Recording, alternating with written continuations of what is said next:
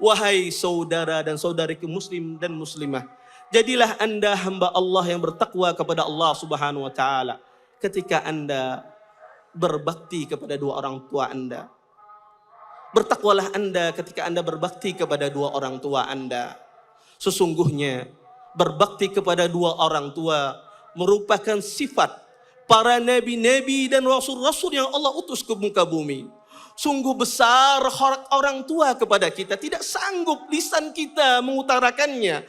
Pena kita tidak sanggup menggambarkannya dengan tinta kita. Karena begitu besar hak orang tua kepada kita. Cukuplah Rasulullah SAW menggambarkan kepada kita bagaimana besarnya hak orang tua. Dari Jabir ibn Abdullah radhiyallahu taala anhuma, beliau mengatakan anna rajulan ata ila Nabi sallallahu alaihi wasallam. Ada seorang laki-laki datang kepada Nabi sallallahu alaihi wasallam. Laki-laki ini mengatakan, "Ya Rasulullah, inna abi akhadha mali." Wahai Rasulullah, sesungguhnya bapakku mengambil hartaku. Mendengar demikian, Nabi pun memegang kerah orang ini. Sembari Nabi mengatakan, anta wa maluka li abik. Sesungguhnya nyawamu, hartamu milik bapakmu. Sungguh benar apa yang dikatakan oleh Nabi SAW.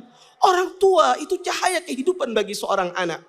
Orang tua itu orang yang paling bersedih ketika melihat anaknya gelisah. Orang tua orang yang paling teriris hatinya ketika dia melihat tetesan air mata anaknya. Maka pantaslah Allah Subhanahu wa ta'ala menyuruh para manusia untuk berbuat baik kepada orang tuanya. Allah berwasiat kepada orang-orang beriman agar mereka berbuat baik kepada orang tuanya. Kata Allah, wa wassaynal insan biwalidayhi hamalathu ummu wahnan ala wahnin wa fisalu fi amain an ishkur li wa liwalidayk ilayyal masir.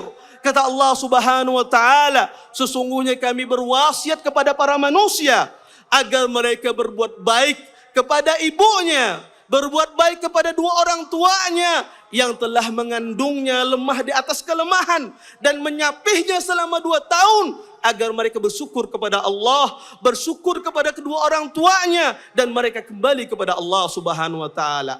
Bagaimana tidak besar hak orang tua kita kepada kita? Berapa banyak air mata yang mereka teteskan untuk kita. Di saat kita tidur pulas di malam hari, mereka meneteskan air mata mereka sembari mereka mengangkat tangan mereka kepada Rabbul Alamin. Mereka berkata, berdoa kepada Allah, ya Rabb, wahai Tuhanku, jadikanlah hamba anak-anakku menjadi anak yang bertakwa.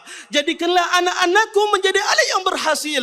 Maka pantaslah Allah Subhanahu wa ta'ala menyuruh kita, mewajibkan kita agar beribadah dan berbuat baik kepada kedua orang tua kita. Wa qadha rabbuka alla ta'budu illa iyyah wa bil walidayni ihsana.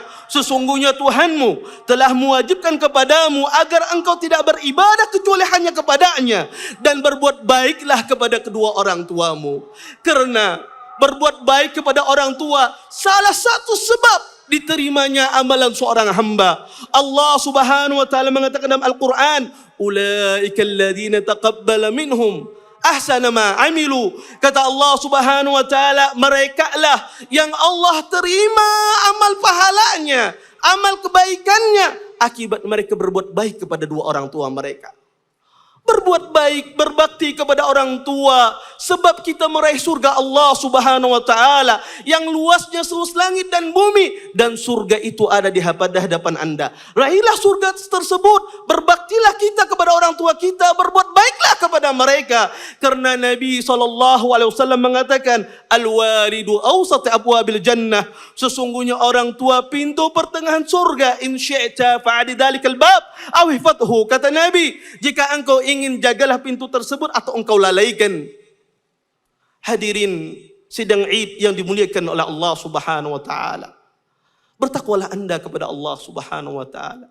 Terlebih-lebih ketika orang tua anda telah udzur, telah lanjut usianya, gemetar tangannya, tertatih-tatih dia berjalan, sirna kekuatannya, maka pada saat itu sambutlah dia dengan kasih sayang.